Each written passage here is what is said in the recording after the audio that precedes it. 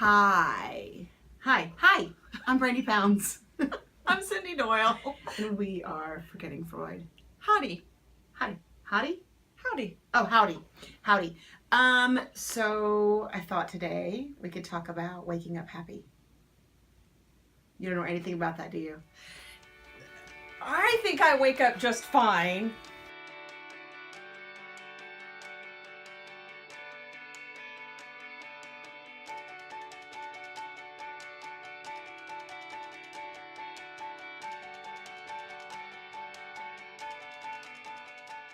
I wake up in the morning and I'm like, hello, day! It's so happy to see you! Like from the jump.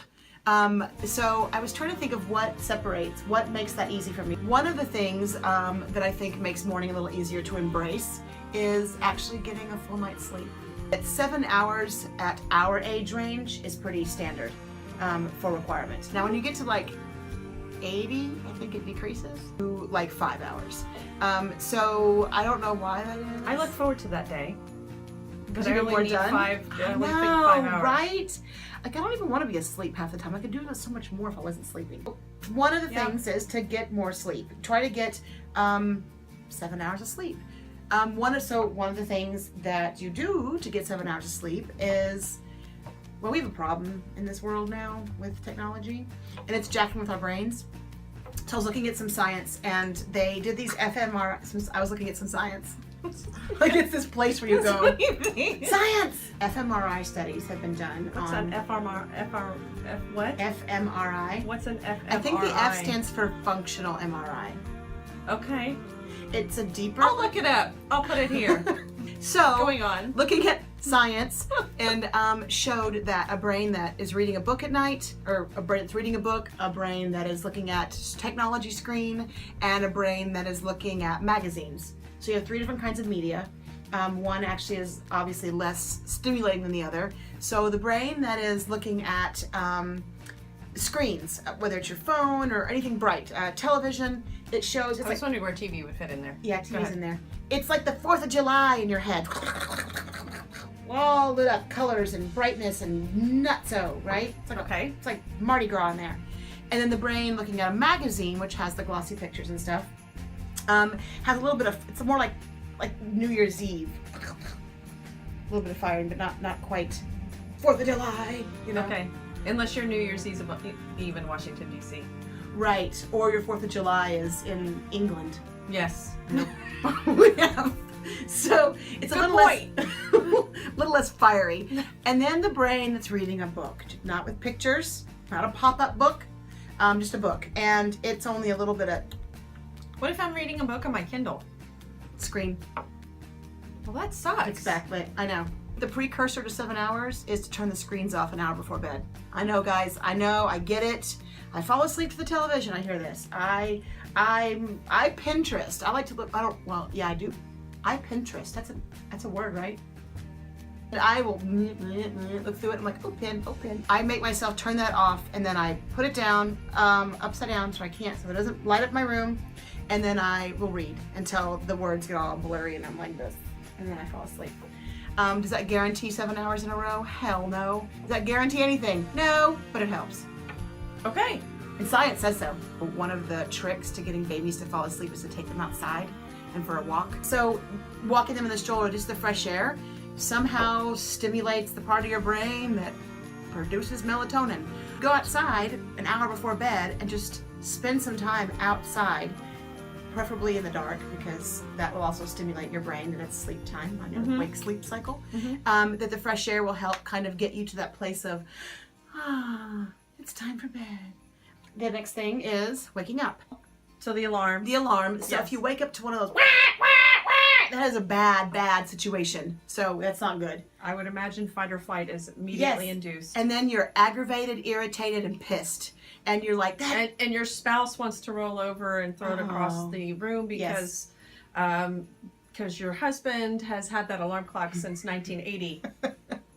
Yeah, I have waking you up to fear. It's not a good idea. Spiking your cortisol levels, not a good idea for a happy morning. So maybe waking up with a softer sound. So then you don't wake up as crazy.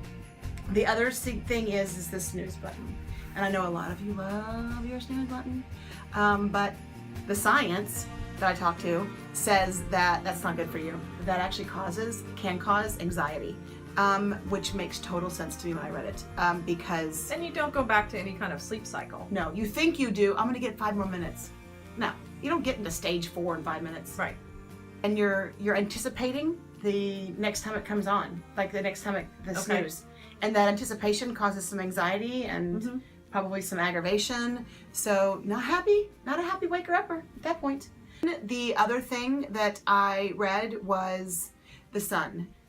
If you can be in a situation where you wake up and within 20 minutes or so you can get light, like you can open your curtains, let the light in, sunlight cues the part of your brain that produces melatonin to stop producing melatonin. Which is probably why I like waking up at 7:30, because right now the sun's up at 7:30. Yeah. Yeah. So letting sun come in and letting sun help produce that and stop the melatonin. The other thing is to hydrate. I know that you do that first thing in the morning. You haven't had water in like 10 hours or something. Or 7. Or 7. You've been asleep for 7 hours. Oh, well, see, I have to stop. I wet the bed. No, I'm just kidding. I wet the bed. Yeah. I get one of those big cups that I get at the Ranger game. Oh, mine's from Rudy's. Oh, It's camo. Oh, of course it is. Science says, I really like science. So science says that when your body is depleted and you're dehydrated, even though you don't know you're dehydrated in the morning, that it has to work twice as hard to get you going because it's depleted. Makes sense to me. So when you rehydrate, you can get going. So the other thing we talked about earlier, you and I did, was Cyndi says that when she wakes up in the morning, she has like a routine, like a thing that she does, a step by step. I found that I was not looking forward to my days when my mornings were really mundane.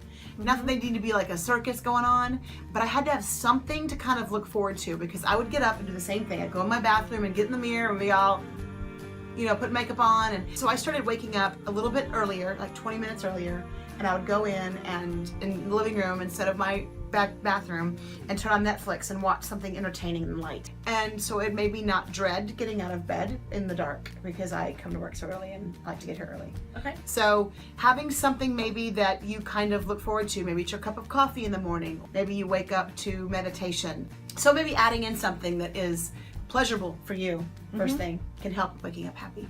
So, you got any tips? No.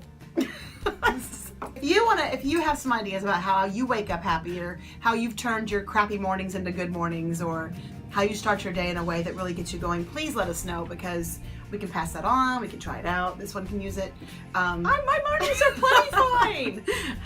And if you have some other ideas for future shows, because that we can both participate in, that'd be great. Put that down below. Right? And like us on Facebook. No. Oh. Like the video. Look the video. Subscribe. Subscribe. We don't have Facebook yet, do we? No. No Facebook. No Facebook. That's it. Goodbye. Have a great day. Bye.